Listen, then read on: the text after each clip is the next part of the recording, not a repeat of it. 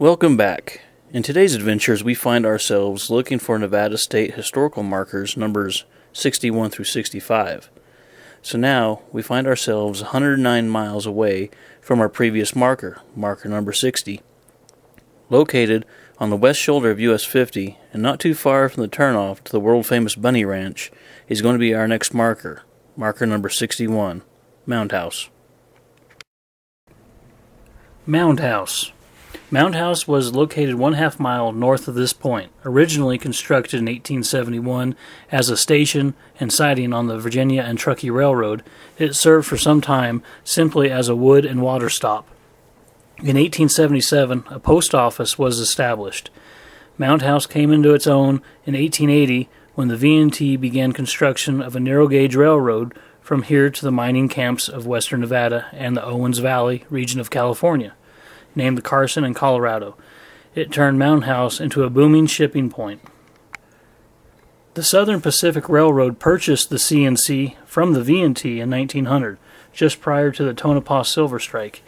In 1905, the Southern Pacific built a short line from its new station at Hazen on the main line to intersect the C&C at Fort Churchill.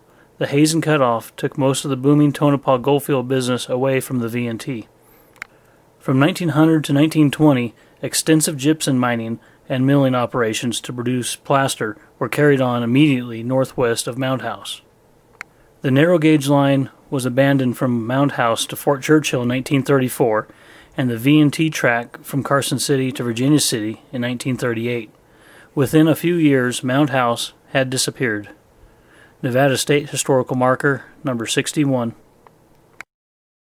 Now, if we travel north back up to Reno and then travel east on Interstate 80 for about 13 miles, we will come to our next marker sitting in a pullout area overlooking the Truckee River. Here is marker number 62, Truckee River. Truckee River. Native Americans settled for thousands of years in the Truckee Valley. Their camps were on these flats near the river. They used fish blinds near here and left petroglyphs on boulders in the area. The Truckee River runs from Lake Tahoe to Pyramid Lake and was first discovered by Captain John C. Fremont in January 1844. The Stephens-Murphy-Townsend Party in 1844 also followed the Truckee River into the Sierra and crossed the mountains via Donner Pass. 2 years later, the ill-fated Donner Party rested in the Truckee Meadows at present Reno, but they tarried too long and were caught by the Sierra snows. Despite the Donner tragedy, many immigrant trains to California, particularly from 1849 until 1852, traversed the Truckee route. In 1868, the Central Pacific Railroad followed the Truckee's course. From the 1920s to the 1950s, the surrounding meadows echoed with the heavy exhaust of the giant Southern Pacific cab-ahead articulated steam locomotives. During the same period, the Immigrant Trail and the early toll roads were developed into the Lincoln and Victory highways, and then into US 40 and I-80, today's freeway. Nevada State Historical Marker, number 62. So now, let's turn around and head west on Interstate 80 towards Mogul. Again, located in a turnout area on the eastbound lane of Interstate 80, overlooking the Truckee River, we will find our next marker number 63, Truckee River. Truckee River. In prehistoric and early historic times, the Truckee Valley in the vicinity of Verdi was occupied by the Washoe Indians. Their camps were on these flats near the river. Many fish blinds were located nearby for their use in this important subsistence activity. Even an earlier population left its mark in the form of petroglyphs on boulders in the area. The Truckee River runs from Lake Tahoe to Pyramid Lake and was first discovered by Captain John C. Fremont in January 1844. The Stephens-Murphy-Townsend Party in 1844 also followed the Truckee River into the Sierra and crossed the mountains via Donner Pass. The ill-fated Donner Party rested on the Truckee Meadows at present Reno, but they tarried too long and were caught by the Sierra snows. Despite the Donner tragedy, many immigrant trains to California, particularly from 1849 until 1852, traversed the Truckee route. In 1868, the Central Pacific Railroad followed the Truckee's course, From the 1920s to the 1950s, the surrounding meadows echoed to the heavy exhausts of the giant Southern Pacific cab-ahead articulated steam locomotives. During the same period, the primitive immigrant trail and the early toll roads were developed into the Lincoln and Victory highways, and then into US 40 and I-80, today's freeway. Nevada State Historical Marker number 63. Now let's travel east to Fernley and get on to US 50 alternate. Continuing east on 50 alternate will eventually turn into US 50 before getting to Fallon, so we will keep heading east on US 50 towards Austin. Once we pass through Austin, we will need to drive about 12 miles to the junction of State Route 376. Once on State Route 376, we will go 35.5 miles to our next marker, marker number 64, Ophir Canyon. Ophir Canyon.